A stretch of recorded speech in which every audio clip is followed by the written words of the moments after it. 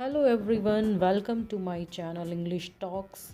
So we are doing one word substitution part 1 and it is very much necessary for effective conversation in English so that we can say our talks in a single word in spite of saying so long sentences. So let us start. So, a statement which cannot be understood. So, we can say one word for that, incomprehensible. ठीक है, जो statement समझ में नहीं आती उसके लिए हम इंग्लिश में बोलेंगे इनकॉम्प्रीहेंसिबल। फिर है इनकॉरेजिबल। किस चीज़ के लिए एक वर्ड ये यूज़ होगा? One who can not be corrected, जिसको ठीक नहीं किया जा सकता, करेक्ट नहीं किया जा सकता, इनकॉरेजिबल। फिर देखते हैं हम that which can not be explained, जिसको एक्सप्लेन नहीं किया जा सकता, inexplicable, inexplicable. A remedy which never fails, infallible, जिसको रेमेडी को जो कभी भी फेल नहीं होती है, infallible. A method that can not be imitated, inimitable, जिस चीज़ को आप इमिटेट नहीं कर सकते हैं, जिसकी नकल नहीं कर सकते हैं जिस तरीके की, तो उसके लिए यूज़ किया जाएगा इनइमिटेबल।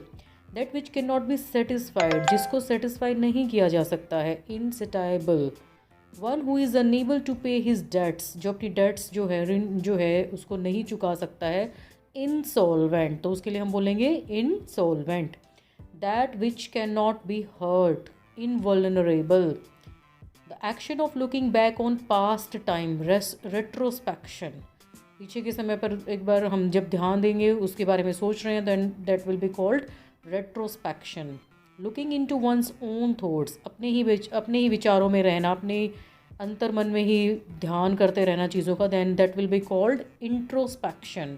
अ thing that can not be seen with human eyes, then that will be invisible. Remarks which do not really apply to the subject under discussion, उसको कहेंगे हम इर्रेलीवेंट। मतलब कि ऐसे रिमार्क्स देना जो बात चल रही है, टॉपिक चल रहा है डिस्कशन का, और उस पर वो अप्लाई ना हो पाए उस सब्जेक्ट पर, तो उसको कहेंगे इर्रेलीवेंट है ये बात। अ लॉस और damage which can not B compensated for irreparable, तो ये जो हैं कॉम्पिटिटिव पॉइंट ऑफ व्यू से भी हमारे लिए बहुत ही ज़्यादा इम्पोर्टेंट हैं, तो हमें इनको याद करना चाहिए, सेंटेंसेस में यूज़ करते रहना चाहिए। तो चलिए देखते हैं। One who looks at the bright side of things, optimist, आशावादी।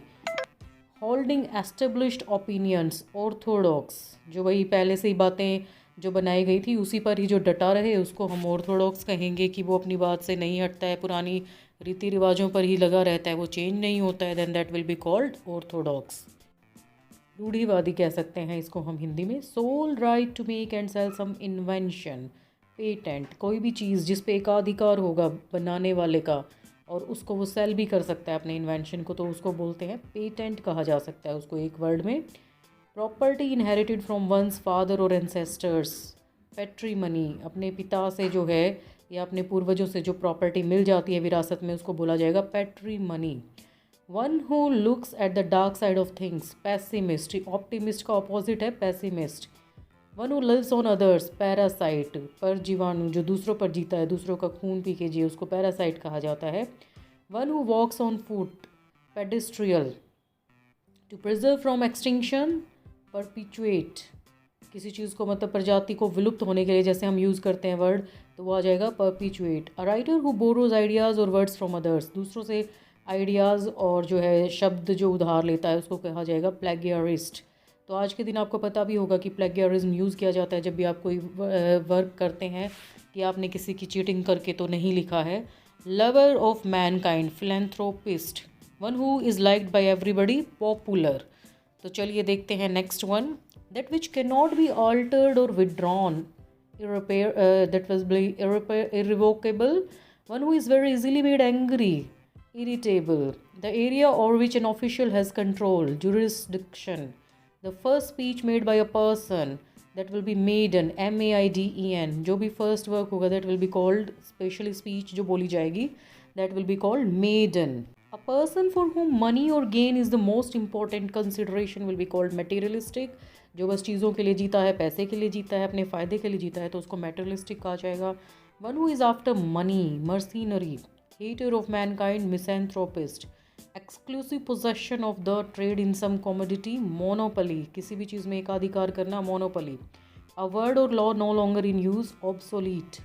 One who is all powerful, omnipotent, God के लिए बोला जाता है, ओमनीपोटेंट है, ओमनीसिएंट है, ओमनी प्रेजेंट है। One who knows everything, one who is present everywhere, omnipresent, who knows everything is omniscient. One who does not take active interest in management, sleeping partner कहा जाएगा उसको। One who abstains from alcohol, T toddler, जो बिल्कुल भी alcohol का use नहीं करता है उसको टी टोटलर कहते हैं। One who shapes one's conduct according to the circumstances of the moment, opportunist, अवसरवादी। तो ये बहुत इंपॉर्टेंट वन वर्ड सब्सटीट्यूशन है, that is very much important from exam point of view, specially for the competition, so we must take care of these words. There is part second also of this video, so keep watching and thanks for watching. Thank you.